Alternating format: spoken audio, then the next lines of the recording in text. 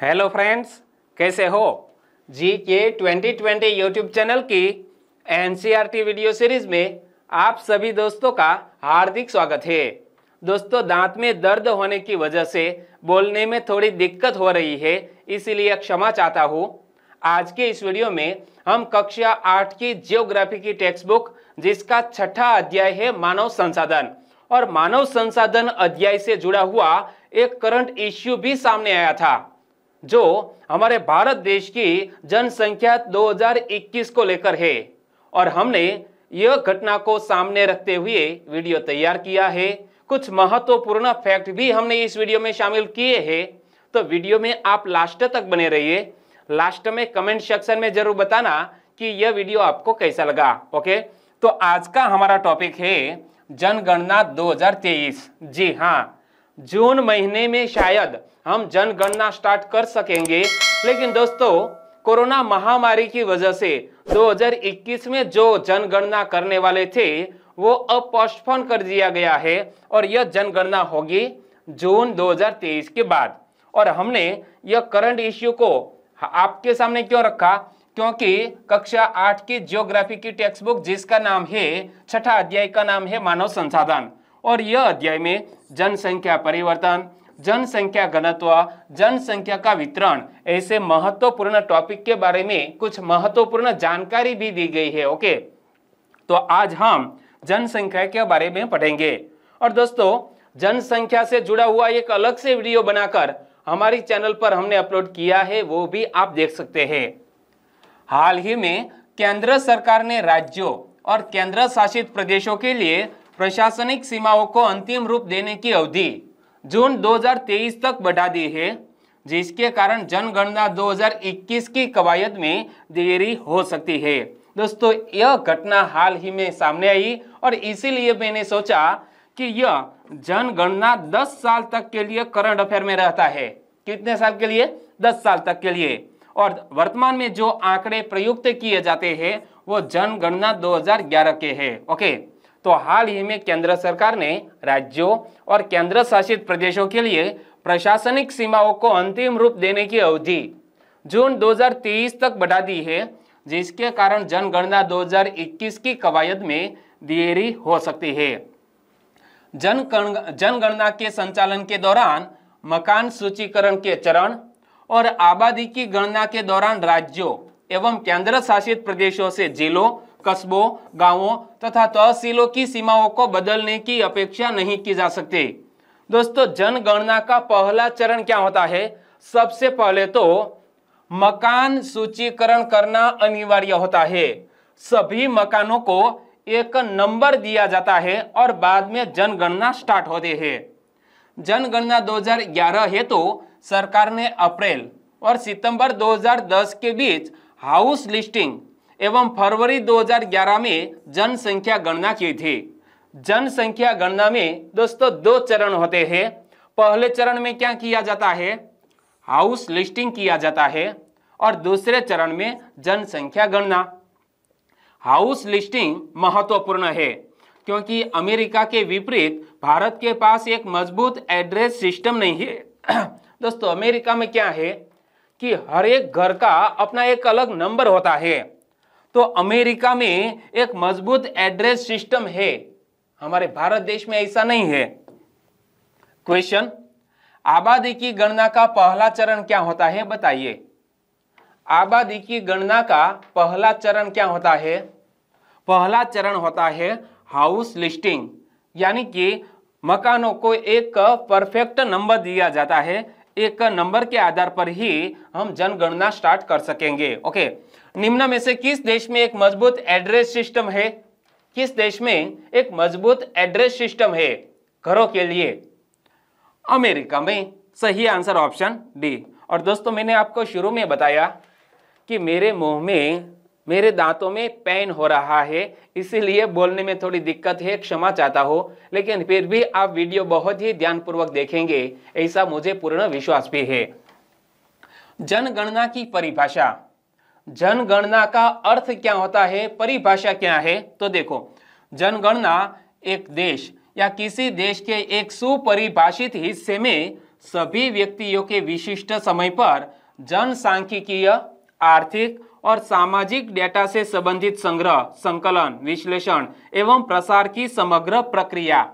एक बार फिर से पढ़ लो कि जनसंख्या एक देश या किसी देश के एक सुपरिभाषित हिस्से में सभी व्यक्तियों के विशिष्ट समय पर जनसांख्यिकीय, आर्थिक और सामाजिक डेटा से संबंधित संग्रह, संकलन, विश्लेषण एवं प्रसार की समग्र प्रक्रिया है।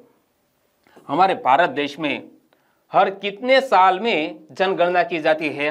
तो भारत में प्रत्येक 10 वर्ष में जनगणना की जाती है। याद रख लीजिए, भारत में प्रत्येक 10 वर्ष में जनगणना की जाती है।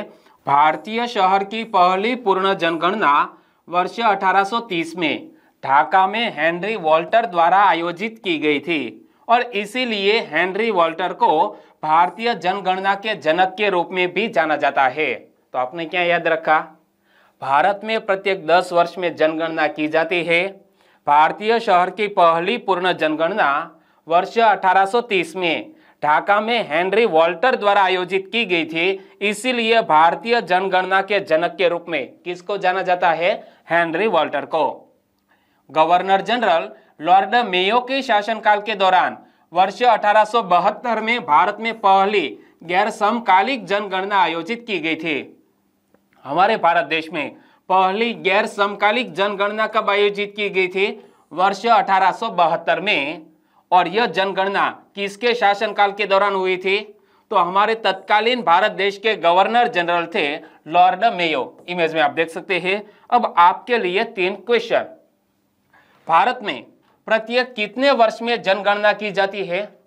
भारत में प्रत्येक 10 वर्ष में एक बार जनगणना की जाती है। किसको भारतीय जनगणना के पिता के रूप में जाना जाता है? भारतीय जनगणना के पिता के रूप में किसको जाना जाता है? हेनरी वॉल्टर को। सही आंसर ऑप्शन बी। किसके शासनकाल के दौरान भारत में पहली गैर समकालिक जनगणना आयोजित की गई थी? किसके शासनकाल में भारत में पहली गैर समकालिक जनगणना आयोजित की गई थी? लॉर्ड मेयो के शासनकाल में। कब? 1872 में। लेकिन याद रखना, जिसको हम भारतीय जनगणना का पिता कहते हैं, हेनरी वॉल्टर, उन्होंने जनगणना कब करवाई थी? ढाका में 1830 में। ओके, वर्ष याद रख लेना। भारत में पहली जनगणना के समय हमारे भारत देश के वाइसरॉय थे लॉर्ड मेयो और वर्ष था 1872। यह बात तो मैंने आपको बता दी। लेकिन याद रखना, वाइसरॉय द्वारा आयोजित भारत में पहली आधिकारिक जनगणना 1881 में हुई। तब हमारे भारत देश के वाइसरॉय कौन थे? Lord Ripon. इमेज में आप देख सकते हैं। पहली जनगणना 1881 में भारत के जनगणना आयुक्त WC ब्लॉडेन द्वारा संपन्न कराई गई थी और तब से निर्बाध रूप से हर 10 साल में एक बार जनगणना की जाती रही है। दोस्तों, प्रत्येक 10 वर्ष में जनगणना करने की शुरुआत कब हुई? 1881 में। और उस वक्त हमारे भारत देश के जनगणना आयुक्त कौन थे? WC ब्लॉडेन। इमेज में आप देख सकते हैं। क्वेश्चन, भारत में पहली आधिकारिक जनगणना कब की गई थी? भारत में पहली आधिकारिक जनगणना कब की गई थी? 1881 में। आपने कौन कौन से वर्ष याद रखे? एक तो 1830 हेनरी, ओके, ढाका में, क्लियर। 1872 कौन? Lord Mayo. 1881 कौन? Lord Ripon, clear. ये देखो, पहली जनगणना 1881 में भारत के जनगणना आयुक्त WC ब्लॉडेन द्वारा संपन्न कराई गई थी। तब से निर्बाध रूप से हर 10 साल में एक बार जनगणना की जा रही है और उस वक्त हमारे भारत देश के वाइसरॉय थे लॉर्ड रिपन। पहली जनगणना 1881 में भारत के जनगणना आयुक्त कौन थे? पहली जनगणना 1881 के वक्त भारत के जनगणना आयुक्त कौन थे? तो मैंने आपको नाम बता दिया, विथ इमेज बात बता दी, WC ब्लॉडेन। सही आंसर ऑप्शन डी। और दोस्तों, अन्य देशों में जनगणना के बारे में कुछ नई बातें हैं, वो मैं आपके सामने रख रहा हूं। कई देशों में हर 10 साल में उदाहरण के लिए संयुक्त राज्य अमेरिका और ब्रिटेन में हर 10 साल में एक बार जनगणना की जाती है। हमारे भारत देश में भी 10 साल में एक बार जनगणना। लेकिन कुछ ऐसे देश भी है जहां 5 साल में एक बार जनगणना की जाती है। ऐसे देश कौन कौन से? कनाडा और जापान। इमेज में आप देख सकते हैं कनाडा और यहां पर जापान। यह दोनों देशों में 5 साल में एक बार जनगणना की जाती है, जबकि अमेरिका, भारत, ब्रिटेन में 10 साल में एक बार। लेकिन कुछ देशों में अनियमित अंतराल पर जनगणना कराई जाती है, कोई निश्चित समय अवधि नहीं है। क्वेश्चन, निम्न में से किस देश में हर 5 साल पर जनगणना कराई जाती है? हर 5 साल पर जनगणना कराई जाती है। कौन से देश में? कनाडा और जापान में। दोस्तों यहां पर जापान ऑप्शन है, सही आंसर बनेगा ऑप्शन बी। और जब हम जनगणना करते हैं तो हमारा भारत देश का नोडल मंत्रालय कौन सा है जिसके अधीन यह जनगणना संपन्न कराई जाती है? तो दशकीय जनगणना गृह मंत्रालय के महापंजीयक और जनगणना आयुक्त के कार्यालय द्वारा आयोजित की जाती है। दोस्तों गृह मंत्रालय के महापंजीयक और जनगणना आयुक्त के कार्यालय द्वारा जनगणना आयोजित की जाती है 1951 तक। प्रत्येक जनगणना के लिए तदर्थ यानी कि एडहॉक आधार पर जनगणना संगठन की स्थापना की गई थी। 1951 तक क्या था कि प्रत्येक जनगणना के लिए एडहॉक आधार पर जनगणना संगठन की स्थापना की गई थी और यह जनगणना संगठन ही हमारे भारत देश की सेंसस काउंट करता था। ओके। क्वेश्चन, दशकीय जनगणना के लिए नोडल मंत्रालय कौन सा है? दशकीय जनगणना के लिए नोडल मंत्रालय है हमारा गृह मंत्रालय। लेकिन गृह मंत्रालय में क्या? गृह मंत्रालय के महापंजीयक और जनगणना आयुक्त के कार्यालय द्वारा यह जनगणना आयोजित की जाती है। आगे बात करें तो कानूनी या संवैधानिक स्थिति देखें तो हमारे भारत देश में यह जनगणना को लेकर एक एक्ट पारित किया गया है संसद में। एक्ट का नाम है जनगणना अधिनियम 1948। जनगणना अधिनियम 1948 के प्रावधानों के तहत जनगणना की जाती है और इस अधिनियम के लिए बिल को भारत के तत्कालीन गृह मंत्री सरदार वल्लभ भाई पटेल द्वारा निर्देशित किया गया था। दो महत्वपूर्ण फैक्ट, एक तो जनगणना अधिनियम 1948 के प्रावधानों के तहत हमारे भारत देश में जनगणना की जाती है। इस अधिनियम के लिए बिल को भारत के तत्कालीन गृह मंत्री सरदार वल्लभ भाई पटेल यानी कि लौह पुरुष द्वारा निर्देशित किया गया था। जनसंख्या जनगणना भारत के संविधान के अनुच्छेद 246 के तहत संघ सूची का विषय है। यह भी याद रख लो कि जनगणना किस सूची का विषय है? जनगणना संघ सूची का विषय है और यह संविधान की 7वीं अनुसूची के क्रम संख्या 69 में सूचीबद्ध है। दोस्तों यहां से आपकी एग्जामिनेशन के लिए क्वेश्चन निकल सकते हैं, याद रखना यह सभी महत्वपूर्ण फैक्टर। क्वेश्चन, निम्न में से किस अधिनियम के प्रावधानों के तहत जनगणना की जाती है? कौन सा अधिनियम पारित किया गया? सरदार वल्लभ भाई पटेल उस वक्त हमारे भारत देश के गृह मंत्री थे। जनगणना अधिनियम 1948, सही आंसर ऑप्शन बी।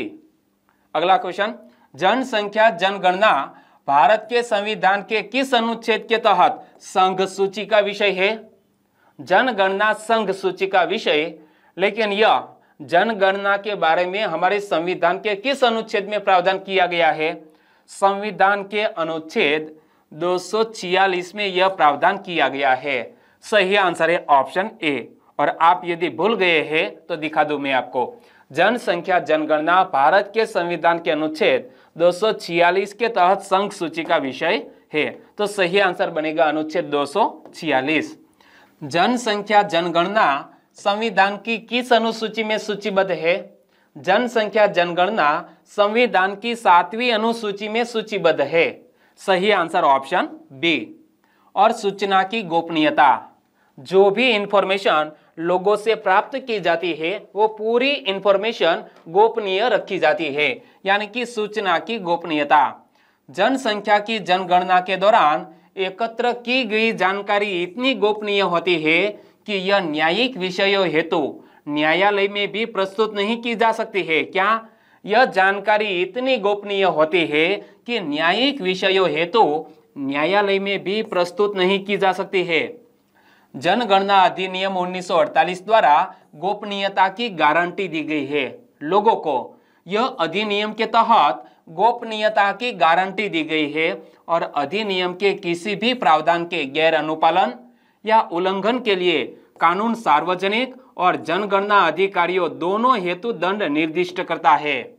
2021 की जनगणना की विगत जनगणना से तुलना करें तो 2021 की जनगणना विगत जनगणना से खास है, कुछ अलग है।